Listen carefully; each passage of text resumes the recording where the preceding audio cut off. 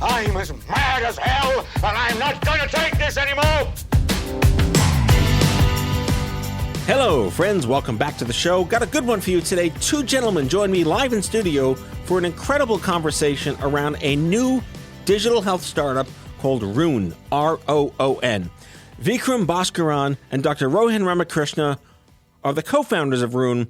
And what's interesting is that Rohan is the chief of neurological surgery at New York Presbyterian and the second neurosurgeon right here on Out of Patients. Why is that exciting? Because I had brain surgery. I don't really get to interact with lots of neurosurgeons in a social setting, so it was kind of karmic, exciting, and I asked him point blank, what's it like to touch a brain? Vikram's life came to a crashing halt when he had to deal with a family member that had ALS. All of that inspired him to leave his job and start Roon with Rohan. Their goal is to make sure that people know shit exists when they need to know it. What a novel idea. They're all about empathy in medicine, understanding burnout, and their primary focus out of the gate with Roon is to support the glioblastoma community, one of the most underserved groups in all of cancer. I'm excited they're here. It's a great conversation. Let's get started.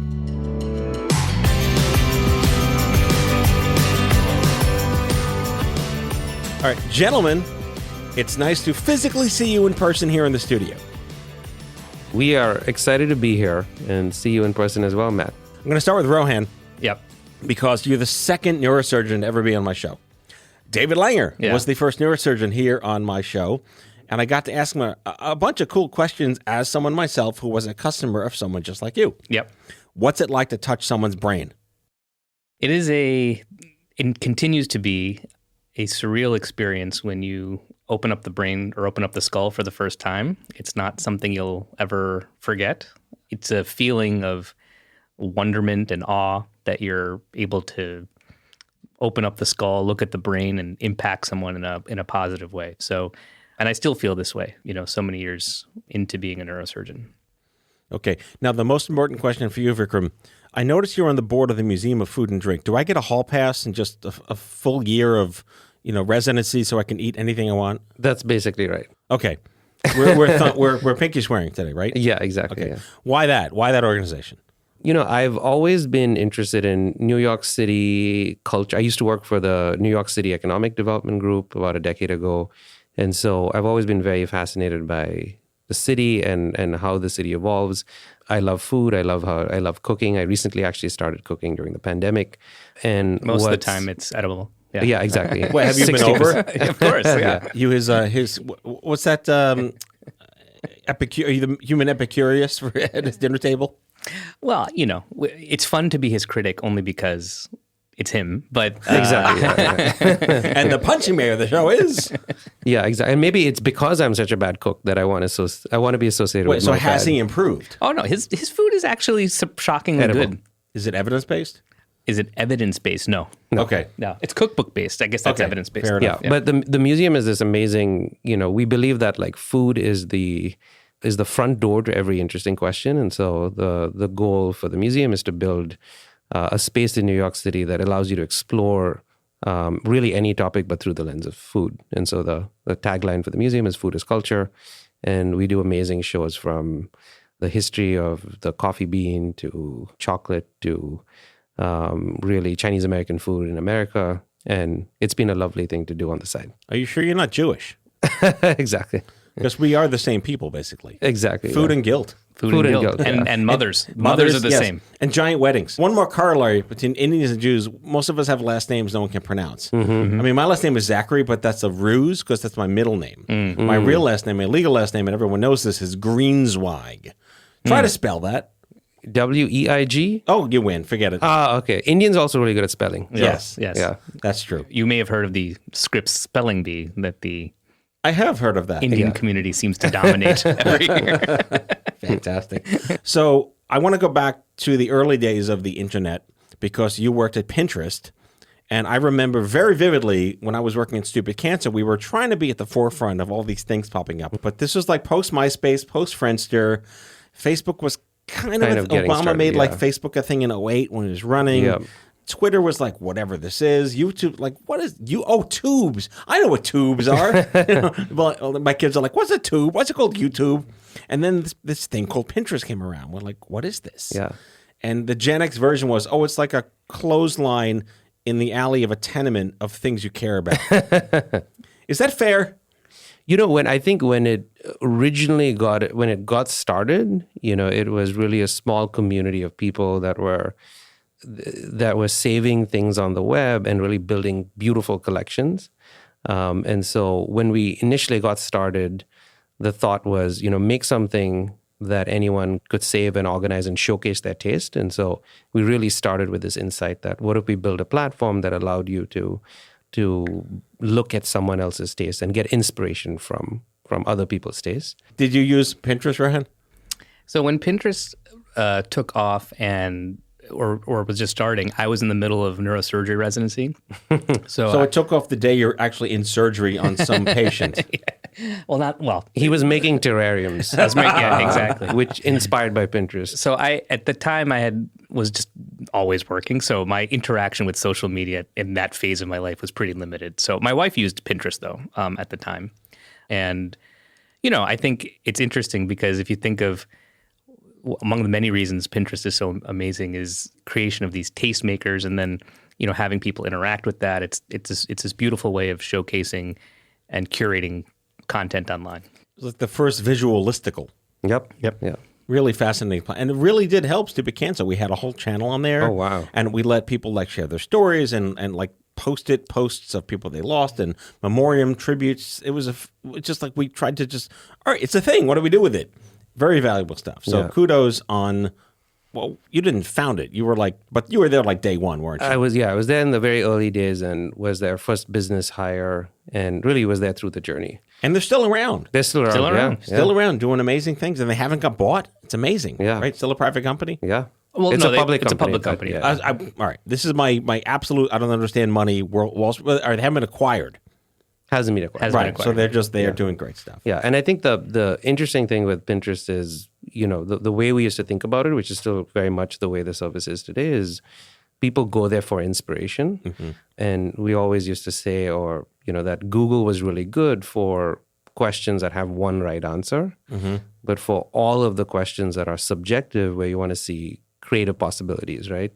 Your dream home, where you want to go on vacation, what should you make for dinner? There's no one right answer.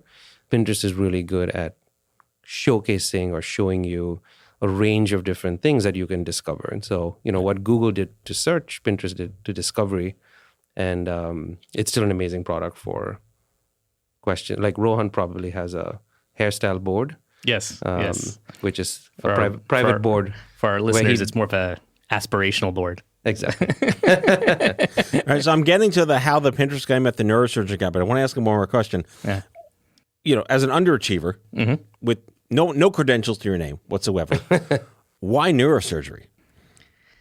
The brain is just fundamentally, I think, the most fascinating thing in the universe, right? I mean, if you think of the universe tends towards entropy or disorder, the complete diametric opposite is the brain. It's the most organized thing we know of in the observable or even unobservable universe, right? And the ability to interact with that surgically and hopefully positively impact people as a result, was just incredibly fascinating to me when I first chose neurosurgery, and still remains to this day fascinating. So, and there's so much about the brain that's just clearly yet to be discovered in terms of how physicians can impact neurologic diseases, but then also just in terms of how the brain works and how it recovers and reorganizes and neuroplasticity. All of those things are incredibly fascinating to me. What is the number one thing you can debunk about what people think of the brain? That's a great question. Do we really only use 3%? Yes, that's a great one. So we use our whole brain. We don't have these vast geographic regions of unused real estate. We use everything. Now, there are parts that apparently you can do without. For example, we sometimes take out the temporal lobe in patients, particularly on the right side, and people generally have no real effect from that. Obviously, it's the context of disease. We don't do that in a normal person Yeah. without any I am brain missing illness. my temporal. Yes, Yeah. I should have told you. He's missing his show. amygdala. His T-shirt Actually, my just mom, says my frontal amygdala. lobes are for losers. Exactly. You don't even need one. So that's the answer? Yeah, I think Does fish make you smarter? does Eating fish make you smarter? omega-3 acid. That's not a myth. I think omega-3 acids are actually good for brain health. Yes. And he's a doctor. All right. So how did Harry meet Sally? We have different versions, and there's revisionist history. So I'll let him tell his version. Yeah, you put two Indians and a Jew in a room, you get 7 opinions. Exactly. Yeah. So I was at a bar in India with my now wife on our first date, and we were just having a conversation. And then Was he the waiter? No, he was. And then he came over to me and said, "Hey, are you Rashmi's sister?" Rashmi's my sister. Or Rashmi's brother. And I said, and I was completely shell-shocked because I had no idea who this was. I was in the middle of my date having strong game, I think, in retrospect. Bravo. And I said, yeah. And so that's how we first met in a bar in India on our first date. And the first date was not with me, but with his wife. Yes. I think we did it clarify wasn't that. Rohan and I on the first date. Wait, did you who is this guy and why are you stalking me? Or was it like, I like this guy and you're in the club? Well, it wasn't. It was a very brief interaction of one where I was surprised and he was trying to figure out this familial relationship he'd discovered. So yeah, that was the thing. And it turns out that he ended up marrying my sister. Well, there you go. So you wanted a Bollywood story. We gave you a Bollywood story Bollywood in story. the first 3 minutes of the show. And we talked about weddings before weddings. So Exactly. Yeah. And my version of the story is my wife used to wear sunglasses indoors, and that's like one of the signature things she does. Still today? Still today. It's like a fashion thing. And I mean, on her head, not on on her her head. eye. Yeah. Not Okay. indoors. Yeah. I should be clear. She's going to kill me when she hears this. Yeah. When she goes to the mirror, When it she- must be really difficult. and then- Anna Wintour. Yeah, right. And then Rohan, was wearing sunglasses on his head indoors. That signature move made me make a causal connection in my brain that these two may be related. And so I walked up to him and I said, "Hey, are you Rashmi's brother?" And in my first thought was, hey, there's a billion Indians. It's quite unlikely that another Indian dude in a bar wearing glasses indoors is the brother of your girlfriend at the time. But sure enough, it was, and then that led to decades-long friendships. And our worlds have never really intersected. I think Pinterest and neurosurgery rarely intersect, except for the terrariums that Rohan made. The set terrariums. The set terrariums. But yeah, we've known each other for a while. And I always like to say that, business moves at the speed of trust. And so what's really fun about building this company with Rohan and our other third co-founder is we say whatever we want to each other, and there's just a high trust environment. And so... Yeah. No, I think working together has been, one of the joys of my adult life so far, in the sense of working on a new problem and really trying to bring something new into the world that can transform, hopefully, the lives of patients and caregivers that are experiencing challenging health conditions. And like Vikram said, it's like we have, thankfully, between our, not just the three co-founders and us, but our whole team, this nice culture where, we can say, we can challenge each other. There's really it's not about hard feelings. It's about just pushing. We're all sort of aligned and trying to make the best possible product for our patients and caregivers. Well, we're going to get to Roon in the second half of the show. But you did mention a billion Indians, and I did stalk your YouTube a little bit. I typed your name in. By the way, there's another person with your name. Maybe that's entirely common. Doppelganger. Right. Yeah. And all he does is, I'm going to pronounce this incorrect, Samaveda chanting. Some of it, that's not me. No, we know that's not you. Yeah, exactly. But if you type in your name, you get a bunch of stuff of you, and then this poor guy that's doing this chanting on YouTube. But you gave a TED talk, or some kind of talk, TED-ish talk, called An Inside Joke for a Billion People. Good researcher you are. Most people don't find I'm that. not a journalist, but I play one on the radio. Yeah. Guess how many views it's had? It's been 5 years since I've checked. So 82,000. Wow. Very impressive. And there was one comment in particular that stood out to me. I'm readily amazed how much we talk. Yes. I love that you called it nostalgia. Yep. Yeah. I love that you called it nostalgindia. Yeah. Right? A passion for the 80s and 90s. Enduring theme here on the show, by the way. Oh, I love the 80s. It's the best decade. What was the best cartoon in the 80s in India? Ooh, so we had, India was a socialist country for most of my childhood. And so we had Yeah, the Queen just died. So state-run television. So we had Yeah. like 4 channels. And there was this very absurd show called Giant Robot. It was just like a giant robot that would go around a city and destroy a city. So not much happened except for this robot running free, destroying everything in its path. But we didn't know better and then MTV showed up when I was 16, and then we were like, just changed the world. changed the world. We were like, damn, why have I wasted Yeah, my youth on Giant Robot? Where have you Was been my whole life? What was your favorite 80s cartoon? Voltron, Love Voltron. Yeah. Defender of the Universe. Yes. Thundercats. Ho! DuckTales. Well, life is like a hurricane. Yes, exactly. Yeah. But Google Voltron. Yeah. It's worth yeah, your time. yeah. Anyway, so what was the gist of this talk about? And then we're going to cut to the break because I yeah. think it's highly relevant to what you're doing today. Yeah, actually, so, India, I grew up in India. We have thousands of languages, literally thousands of languages. At the time, 350 million English speakers. And, I've always loved slang. And at some point, it just occurred to me that we have such a rich culture of slang and all of the different languages intermingling with English in amazing ways. And of course, I saw the Urban Dictionary and I was like, hey, we have 1 billion people. We have, amazing slang. We should build an Indian or South Asian Urban Dictionary. And so we launched it, about a decade ago. It was called Samosapedia. And it took off, right? So people loved it, thousands of words. We ended up building the largest Indian or South Asian encyclopedia of slang. And All the dirty words too, right? all the good words are dirty. It was just like an amazing thing because I think, the big insight we had was like language is culture. And so through defining words and celebrating language, people felt a deep sense of connection and a new type of internet community formed, right? This community where they all felt that they all had an inside joke and it brought them closer together. And so it was a really fun project, but haven't visited or revisited it in a while. Must be scary by now. Lots of new words keep Lots of cropping up. new, yeah. And so, All right. Well, we're going to take a quick break and maybe we'll hear an ad for Bollywood. Maybe not. Maybe not. maybe not. Yeah. Come on, let's channel it. It's all random. There might be some amazing Bollywood movie ad coming up right Exactly. now. Yeah. All right. We'll be right back.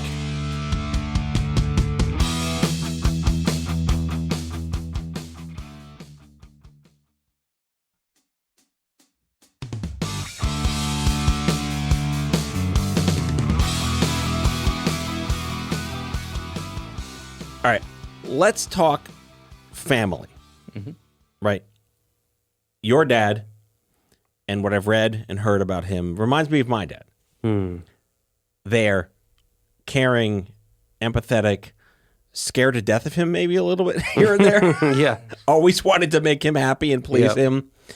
And my dad went through a life-altering experience and we somehow banded together. But your father is kind of what is driving your path these days. Yeah. So let's talk about him. For most of my dad's life, we always remember him as an entrepreneur, a storyteller, an athlete, amazing father, musician. And he was definitely like a larger than life person that he was one of the guys who you walk into a room and, everyone just circles around him, very charismatic person. And we had a very amazing childhood. But then at the age of 59, he was diagnosed with ALS. And of course, it presented as symptoms. And then one day we realized it was ALS. ALS is a Lou Gehrig's disease, Yeah. rare neurodegenerative disease. It basically makes you lose all all your muscles, right? And average lifespan 3 to 5 years. And I think that single incident really has shaped my life since then, my worldview, and in multiple ways. For one, I think it's just made me acutely appreciate the limited time on the planet. And mortality is something that I've just become very much someone that lives in the present. And then two is, I think in a weird way, it was a very dark period, but it ended up being a gift because it forced me to rethink my career. And the journey of navigating that condition was so dark and so bleak for mostly my mom and then most of our family. that I felt, a real moral obligation to do something about it. And yeah. So that sparked the idea behind Roon. Yeah.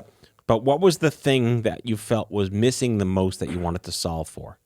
It started off as an emotional space, which was the disease was so isolating. ALS affects tens of thousands of people.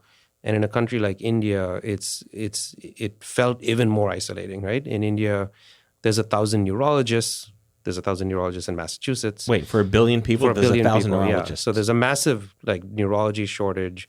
And so the journey of just not knowing what this was, the 18-month cycle, window to diagnosis, the fact that we didn't have access to, the same quality care, access to clinical trials, every part of this extremely hard journey was infinitely harder because we were sort of cut off from, experts. And then, I was at this internet company, and most of my time... This small internet company. But most of our intellectual capital was spent thinking about how we build a beautiful version of the internet for people navigating, quote unquote, lifestyle questions.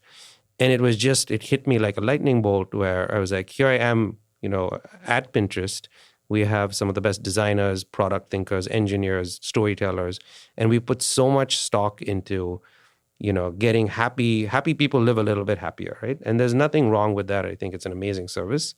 But I, to go home every night and see how hard it was for our family to navigate very simple things, like, basic information around the condition, right? Google took us down infinite rabbit holes of misinformation, and it felt overwhelming. If we joined communities online to find other people, mostly at the time, and still Facebook groups, we found that there were no experts in the room. So again, this sort of morass of more misinformation. And it was just crazy to me that, at the time, it was 2018, I lived and worked in Silicon Valley in New York, and we had so much mind share on problems that really didn't affect my father and my family. And then the experience of health was just so bad. And when I did a little bit of soul searching and talked to people outside of the ALS community, it was the same story again and again, right? If you had, whether it was breast cancer or a caregiver for someone with dementia, or if your child had a rare condition. Just endless common threads. The same common thread, which is I feel alone, the internet feels really scary, and I don't feel supported. And it occurred to me that even though it's the core insight came from one journey with a rare condition, it was a much larger, broader human problem. And so, that sparked Roon. Roon is my dad's name. And that's R-O-O-N, not Roon like Dune, which is a terrible name. Yeah, exactly. And so the name is, I wanted to really put the patient, the inspiration of the person at the center. My dad's name was A-R-U-N, Roon. So Roon is a play on his name. Rohan and I really wanted to make sure that the name was short and easy to remember. Yes, good branding, by the way. Universally, if you're in a crisis, we wanted you to be able to, it should be 4 words, 4 letters. And the domain was available? Roon.care. Roon.care. Yeah. Oh, .care. .care. Top-level domains for the win. Exactly, yeah. We joke that Roon is also Rohan on, on, but it's a nod to the fact that we can't build this without doctors. Right. And we'll talk about that a little bit. So when did you lose the bet to start this company with them? Well, it turns out the melding of the minds was really during the pandemic, because we were quarantined around each other. And for years, to take a step back, for me, I've always wanted to be the best neurosurgeon I could possibly be and deliver the best possible care I could always deliver. I mean, you'd know right away if you were a bad neurosurgeon. Hopefully, yeah. Hopefully. Yeah, Pretty yeah. quickly. Yeah. And patient experience is a huge part of that. And I just remember in clinic all the time, people asking me, for years, what are some great resources or what are any resources that we can go to help manage this disease? And, I was a little ashamed of the internet from a standpoint of giving a real recommendation. There's some great advocacy groups out there, but, that's not the end all be all of content or community when it comes to navigating a serious illness. So I was just thinking to myself, there's got to be a better way where we take the best of product design, engineering, all these and medicine, things where people have spent countless energy and capital to make shopping easier. Yes. Why aren't we developing and using and harnessing that same intelligence and resources to make the experience of health and disease better for patients and families? And Well, because no one wants it.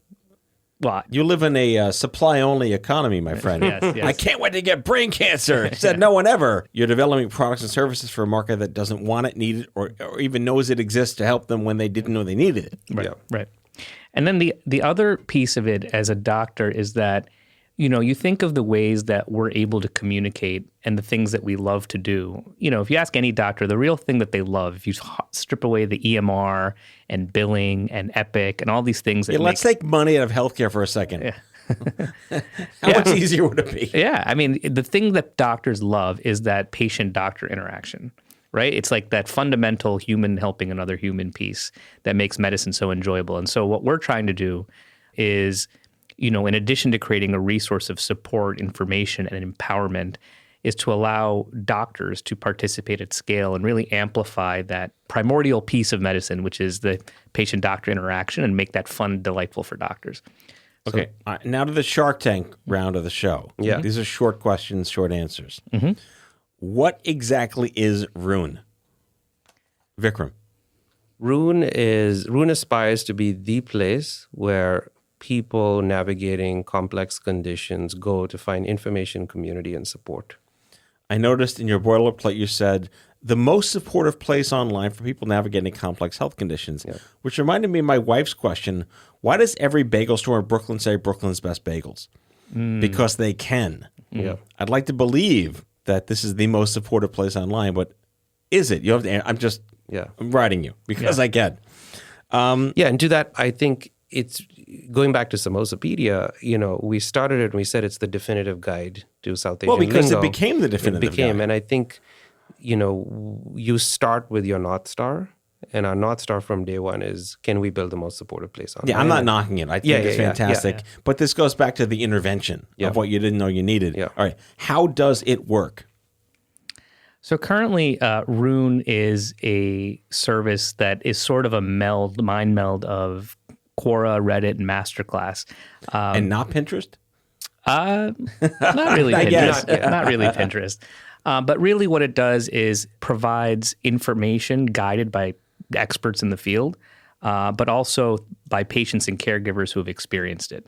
And our North Star when we launched Roon several weeks ago was, can we be better than Google for this one condition? Mm-hmm. And I think... Which is what? Glioblastoma. Your first product. Yeah. Okay. Glioblastoma, for those who don't know, is a brain cancer, sadly very lethal, and incredible challenges for families that are navigating the disease. And so our goal was, we know that people go to Google, WebMD, Facebook looking for answers, right? Looking for, light in a lot of darkness. And we wanted to show that we could provide a journey or information that was journey specific, empathic, and continuously updating, to create the best resource for patients and families navigating the disease. And so I think, our feedback, thankfully, has been amazing so far. By the way, in ticking the checkbox of bald, good-looking brain cancer dudes, Adam Hayden, great guy, great friend. I'm not offended. Moving on. So is the supposition that any family affected by a glioblastoma diagnosis is made aware of Roon across all health systems and presumably all neurosurgical, neuro-oncologic, neuro whatever? So one of the things that I think is important to us is that Roon is not a hospital marketing website, right? So any content really that you find about an illness nowadays drives you back to some hospital website because they want to drive you to their hospital. There's an agenda there, right? Our agenda is as pure as it can be, which is we want to create something where it's maximally impactful and useful for anyone navigating the disease, no matter where you are. So whether in the U.S. or Canada, and eventually, globally. So, we're not trying to push any one particular thing. We're trying to push the best information and resources for anyone that has a disease. Just to build on that, there's two sources of information when you navigate any health condition. There's stuff that only someone who's as bald and good looking as Rohan, should answer. A neurosurgeon, a medically trained professional. Yeah, this is radio. No one knows you're bald. Like Exactly. me. I should not have said that. But then there's stuff that only other people in the trenches can teach you. Or when my dad had ALS, we had questions like, how can we find a home health aide in Bangalore, India? A neurologist, at UCSF will not know the answer to that question. And so a big product insight for us is, how do we get the best of medical expertise with the best patient caregiver community that usually develops, sadly, encyclopedic knowledge about navigating the condition. And it is the coalescing of, the MD and the tribal knowledge that makes it special. Right. 20 years ago, that was called community wealth. Remember that term? Exactly. Community wealth. It sounded really fancy. Like, I'm a blogger, community wealth. Yeah. But yeah, you're right. This tribal knowledge that builds up, we just call it life hacks. Yeah. Right? Yeah. And you have a reapplication of life hacks. Yeah. Yeah.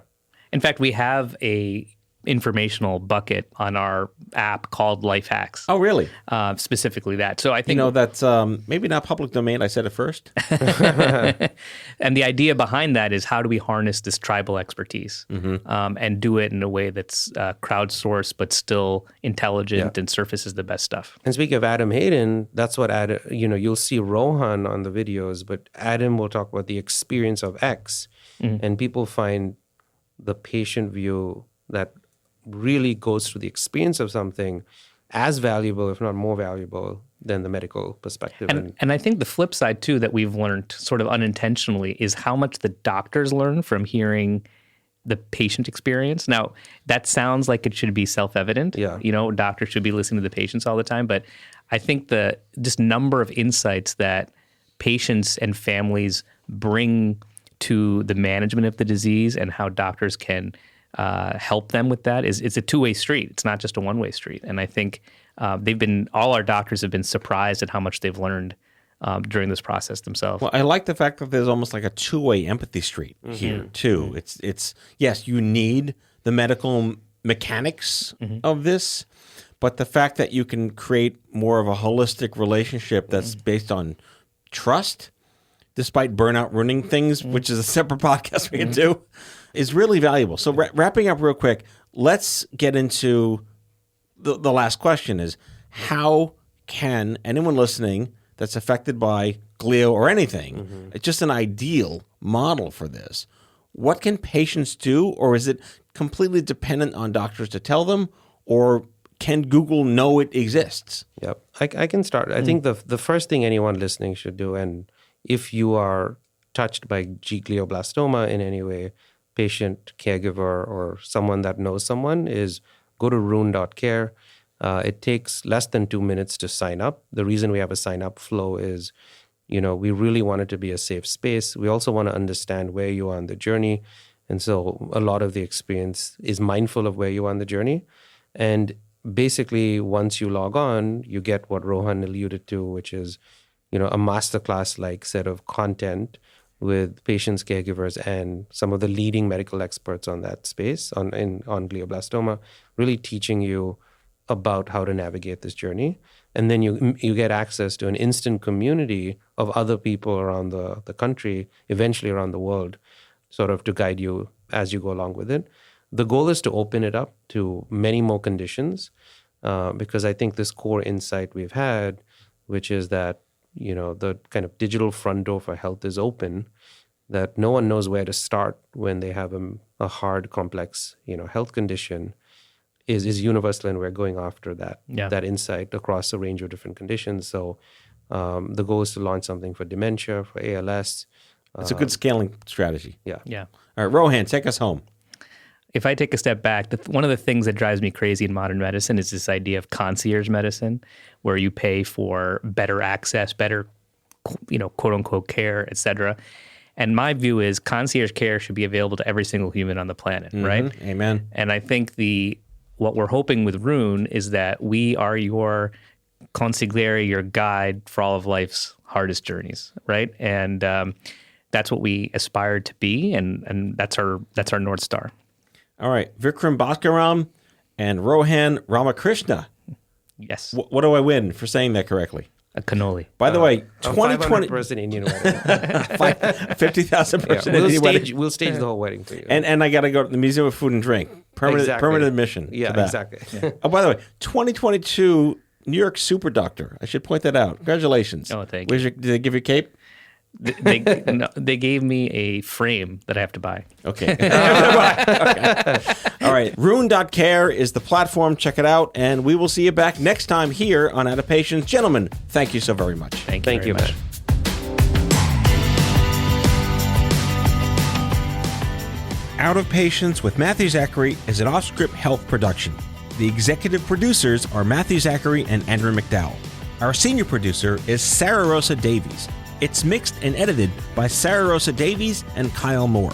Special thanks to Brianna Seeley for added support. If you like the show, ratings and reviews are always welcome. Leave us a message anytime at 855-AUDIO-66. That's 855-AUDIO-66 to share your healthcare shitness with us, and we might just play them on the air on a future episode. For more information about this show and Off-Script Health, visit offscript.com. That's offscript, no T.com.